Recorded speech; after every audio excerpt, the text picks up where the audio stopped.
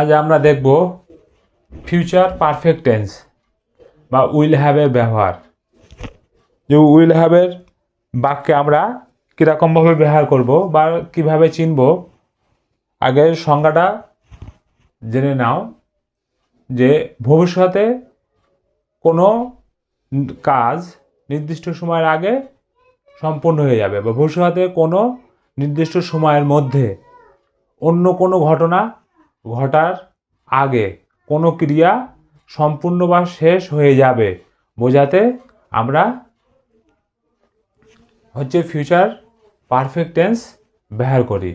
আর অন্য যে ক্রিয়া যেটা ঘটবে সেটা আমরা প্রেজেন্ট ইনডিফিনিট টেন্স বা ফিউচার ইনডিফিনিট টেন্স দিয়ে বাক্য তৈরি করি। তাহলে এক্সাম্পলের মাধ্যমে সহজে বুঝে নাও যে ভোর হওয়ার আগে আমরা কলকাতায় পৌঁছে যাব। এখানে দুটো ঘটনা, একটা হচ্ছে ভোর হওয়া আর আমরা কলকাতায় পৌঁছে যাব। তাহলে কি বলা হচ্ছে? ভোর হওয়ার আগে আমরা কলকাতায় পৌঁছে যাব। আগে আমরা কলকাতায় পৌঁছে যাব, তারপর ভোর হবে। তাহলে কলকাতা পৌঁছে যাওয়া হচ্ছে ফিউচার পারফেক্ট টেন্স হবে, আর ভোর হওয়া তাহলে প্রেজেন্ট ইনডিফিনিট টেন্স হবে। তাহলে বুঝতে পারলে যে কখন আমরা ফিউচার পারফেক্ট টেন্স ব্যবহার করি, যে দুটি ঘটনা মধ্যে কোন কাজটা আগে সম্পূর্ণ হবে। তাহলে এই সংজ্ঞাটা আরেকবার বুঝে বা রিমাইন্ড করে নাও যে ভবিষ্যতে কোনো নির্দিষ্ট সময়ের মধ্যে অন্য কোনো ঘটনা ঘটার আগে কোনো ক্রিয়া বা কাজ সম্পূর্ণ হয়ে যাবে বোঝাতে আমরা ফিউচার পারফেক্ট টেন্স ব্যবহার করি। আর অন্য যে ক্রিয়া থাকবে সেটা আমরা প্রেজেন্ট ইনডিফিনিট টেন্স বা ফিউচার ইনডিফিনিট টেন্স দিয়ে বাক্য তৈরি করি। তাহলে বুঝতে পারলে, বা আরও সহজে বলছি যে তুমি সকালবেলা দাঁড়িয়ে বা সকাল 8টার সময় বলছো যে আমার রাত 11টার মধ্যে আমার কাজ শেষ হয়ে যাবে। এই সকালে তুমি প্রেজেন্ট টাইমে দাঁড়িয়ে ভবিষ্যতের কথা বলছো। এই রকম বাক্য বলতে গেলে তোমার এই ফিউচার পারফেক্ট টেন্স দিয়ে সেন্টেন্স বানাতে হবে বা তৈরি করতে হবে। তাহলে দেখো, আমি বোর্ডে কতগুলো এক্সাম্পল লিখে রেখেছি যে আমি রাত 8টার মধ্যে আমার কাজ শেষ করব। যে আমি হয়তো সকালবেলা বলছি যে রাত 8টার মধ্যে আমার কাজ শেষ করব, তার মানে ভবিষ্যৎ সকালবেলা দাঁড়িয়ে আমি ভবিষ্যতের কথা বলছি। তাহলে কি হবে?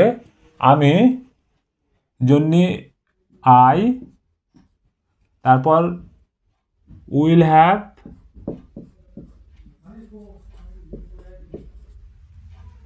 আই উইল হ্যাভ, আর শেষ করা, আমার কাজ শেষ করা, তার মানে ফিনিশড,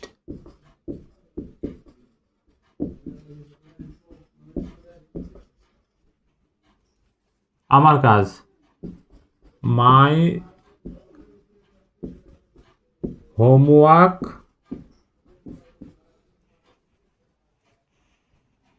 মধ্যে বাই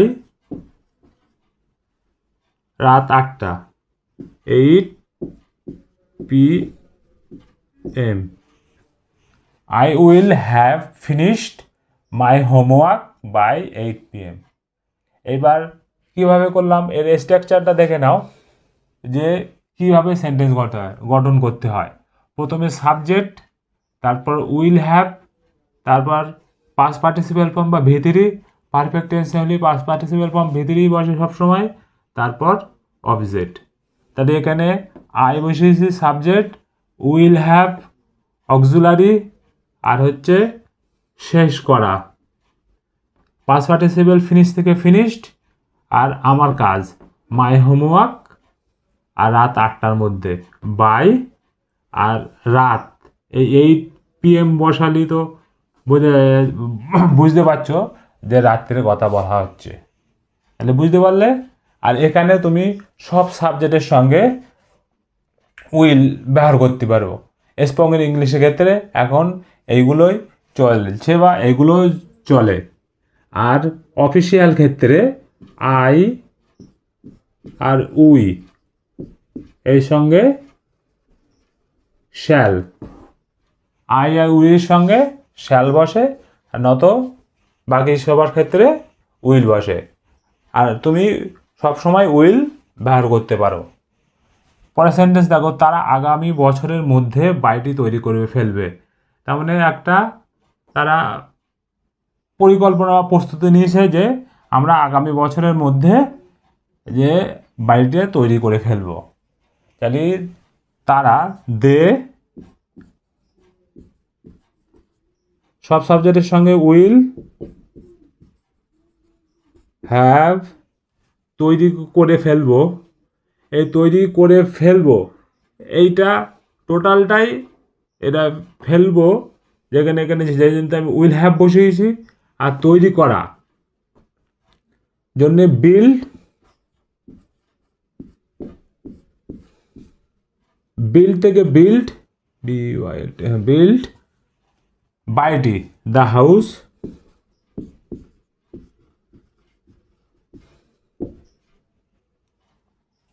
বাই আগামী বছর, next year. They will have build the house by next year. তারা আগামী বছরের মধ্যে বাড়িটি তৈরি করে ফেলবে। তাহলে বুঝতে পারছো যে কীভাবে সেন্টেন্স তৈরি করতে হয়। তুমি তুমি আসার আগে আমরা জায়গাটা ছেড়ে চলে যাব। দেখো এখানে দুটো সেন্টেন্স, এই এই একটা আর হচ্ছে এখান থেকে এই একটা, দুটো ঘটনা। আমরা জায়গাটা ছেড়ে চলে যাব তুমি আসার আগে। তাহলে এই পোর্শনটা হচ্ছে ফিউচার পারফেক্ট টেন্স হবে, আর এইটা হবে প্রেজেন্ট ইনডিফিনিট টেন্স। আমরা জায়গাটা ছেড়ে চলে যাব, তাহলে আমরা উইল হ্যাভ ছেড়ে চলে যাওয়া, লিভ থেকে লেফট,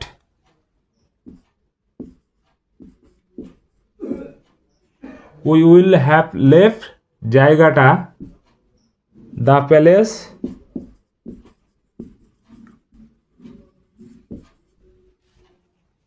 বিফোর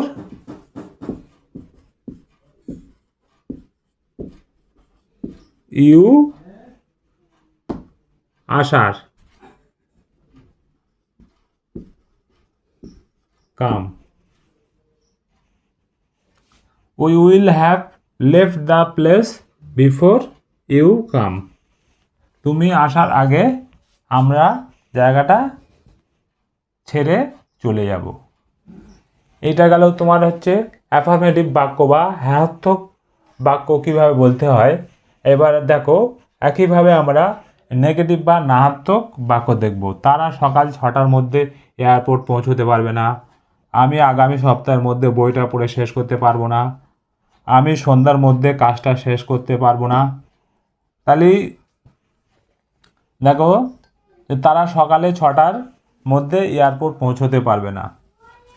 তারা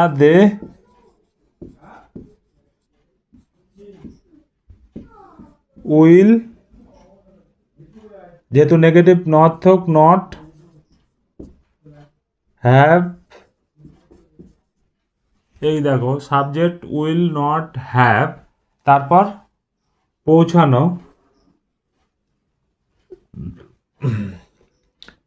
অ্যারাইভ বা rich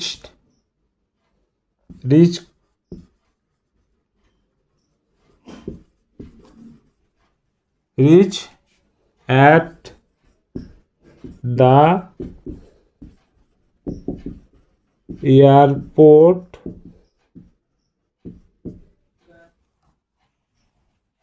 by 6 am. They will not have reach at the airport by 6 AM। আমরা বা আমরা না, তারা সকাল 6টার মধ্যে এয়ারপোর্টে পৌঁছতে পারবে না। এইভাবে নেগেটিভ বাক্য বা তৈরি করতে হয়। আমি আগামী সপ্তাহের মধ্যে বইটা পড়ে শেষ করতে পারবো না। সে হয়তো বলছে যে এক সপ্তাহের মধ্যে সে পড়াটা পড়ে শেষ করতে পারবে না, তারা 2-4 দিন বা আরেক সপ্তাহ লাগতে পারে। তাহলে আই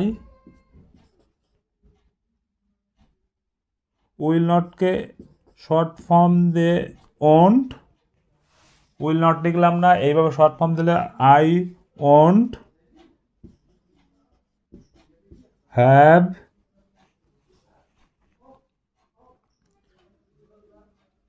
পড়ে শেষ, ওই যে পড়ে শেষ করতে পারবো না, তাহলে পড়ে, তাহলে I will not have red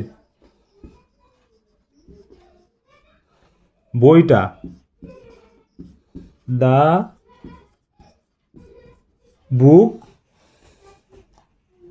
by আগামী সপ্তাহ,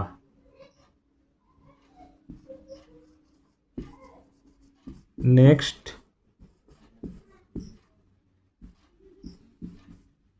week. I would not have read the book by next week. পরের বাক্য দেখো, আমি সন্ধ্যার মধ্যে কাজটা শেষ করতে পারবো না। তাহলে এখানে দেখো শেষ বলতে পড়ে শেষ করার কথা বলা হচ্ছিল, এখানে নেগেটিভ যেহেতু ওয়ান্ট হয়েছে, আর এখানে কাজটা শেষ করতে পারবে না বলছে। তাহলে আমির জন্য আই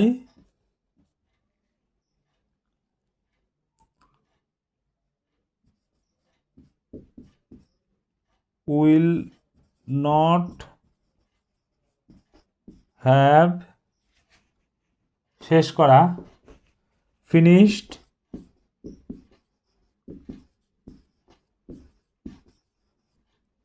কাজটা দ্য ওয়ার্ক বাই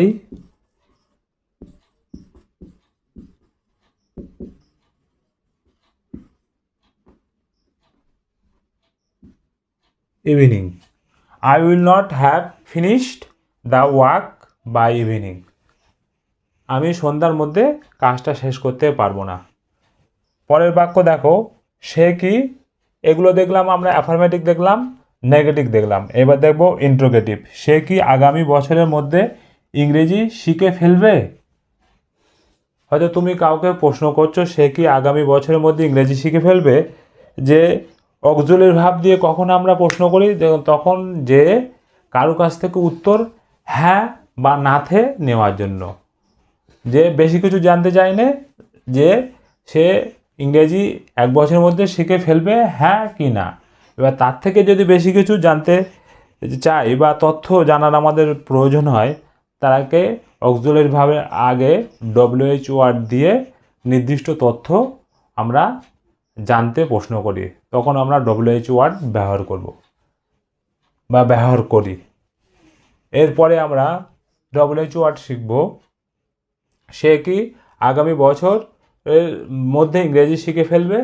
তাহলে এখানে কি আছে, উইল, তারপর সাবজেক্ট, তারপরে হ্যাভ, তারপর পাস্ট পার্টিসিপেল ফর্ম, তারপর অবজেক্ট। তাহলে তাই তো, তাহলে সে, তাহলে উইল, এই কির জন্য উইল অক্সিলারি ভার্ব দিয়ে প্রশ্ন করছে, উইল শি হ্যাভ ভার্ব কি হবে, যে উইল হচ্ছে অক্সিলারি, শি সাবজেক্ট, হ্যাভ বসে গেছে, তারপর পাস্ট পার্টিসিপেল ফর্ম, শেখা, লার্ন থেকে লার্নড হবে,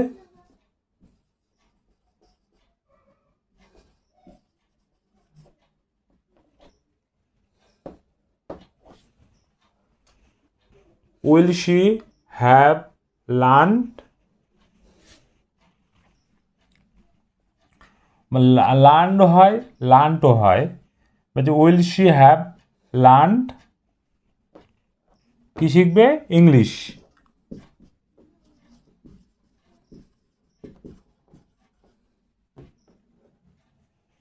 will she have learned English আগামী বছর।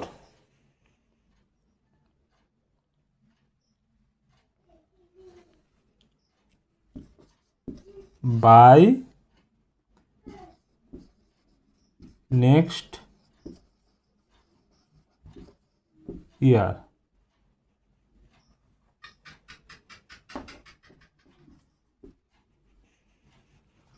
Will she have learn English by next year, সে কি আগামী বছরের মধ্যে ইংরেজি শিখে ফেলবে।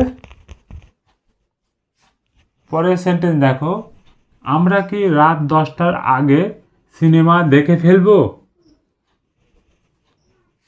হয়তো কোনো একটা সময় কথা বলা হচ্ছে যে ভবিষ্যৎকাল রাত 10টার সময়, যে তখন তার মধ্যে আমরা কি সিনেমাটা দেখে ফেলবো। কাউকে জিজ্ঞাসা করছে হ্যাঁ কি না, তাহলে সিনেমা দেখে ফেলবো। তাহলে আমরা উই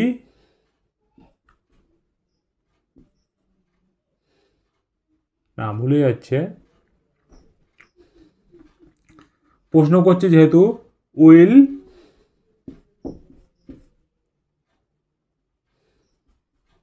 উই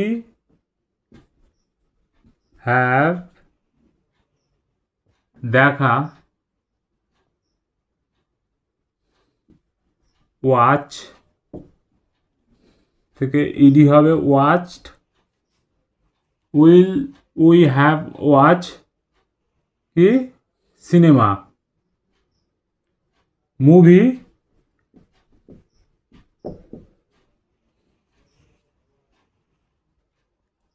রাত 10টার আগে বাই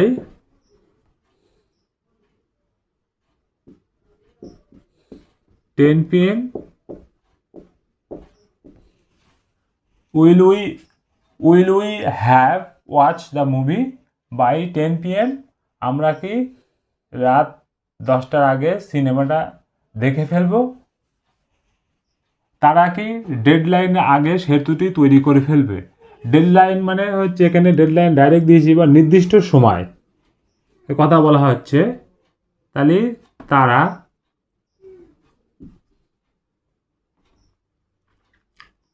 যেহেতু প্রশ্ন করছি, তাহলে ফার্স্টে উইল অক্সিলারি ভার্ব আসবে, তারপর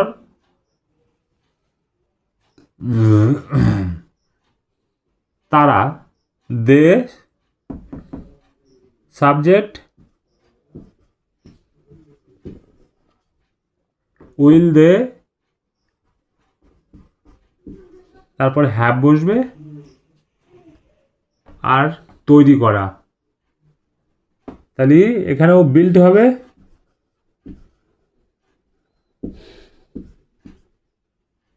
বিল্ড সেতুটি, দা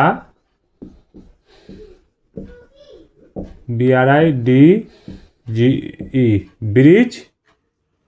will they have build the bridge before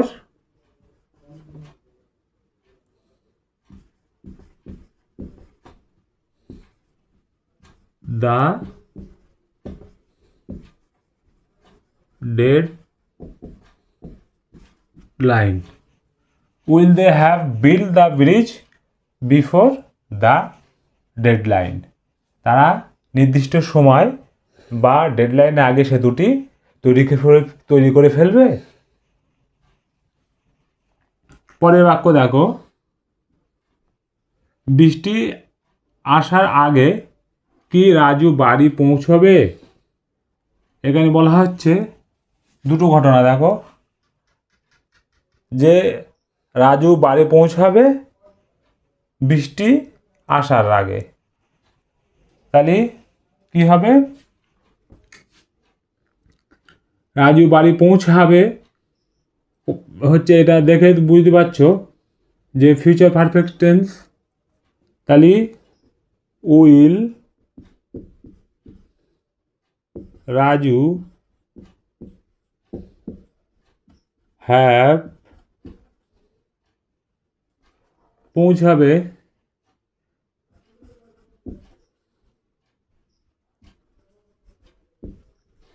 rich will Raju have reach বাড়ি হোম আগে বিফোর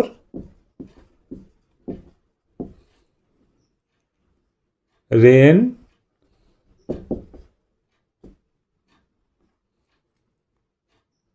আসা কামস এখানে প্রেজেন্ট ইনডিফিনিট টেন্স এই জন্যতে প্রেজেন্ট ইনডিফিনিট টেন্সে এস বা ইএস যোগ হয় তাই এখানে এস বা ইয়েস কামসের সঙ্গে এস বা ইয়েস যোগ হয়েছে এইখানটায় দেখো তুমি আসার আগে ইউ এখানে যেহেতু ইউ আছে তুমি সেকেন্ড পার্সন তার সঙ্গে আর এস বা ইয়েস যোগ হয়নি ইউ কাম আর এখানে যেহেতু থার্ড পার্সন রেন সেই জন্যতে এখানে এস বা ইয়েস যোগ হয়েছে তাহলে তোমরা বুঝতে পারলে যে ফিউচার পারফেক্ট টেন্স বা উইল হ্যাভ কখন আমরা ব্যবহার করি যে অ্যাফার্মেটিভ বাক্য তৈরি করতে নেগেটিভ বাক্য তৈরি করতে আর হচ্ছে প্রশ্ন করতে ইন্টারোগেটিভ আর একটা হয় যে নাতে যে নেগেটিভ ইন্টারোগেটিভ যে আমরা হচ্ছে প্রশ্ন করব তাও নাতে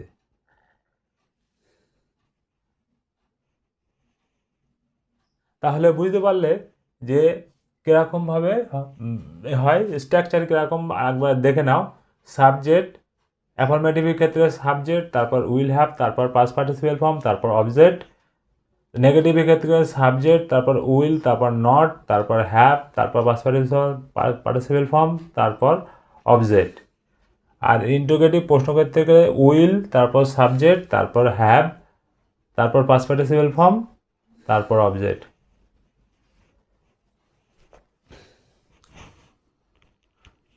তাহলে তো নিশ্চয়ই বুঝতে পারলে যে কিভাবে সেন্টেন্স তৈরি করতে হয় যদি ভিডিওটা ভালো লাগে তাহলে চ্যানেলটিকে অবশ্যই সাবস্ক্রাইব করো আর অবশ্যই লাইক করো আজ এই পর্যন্তই।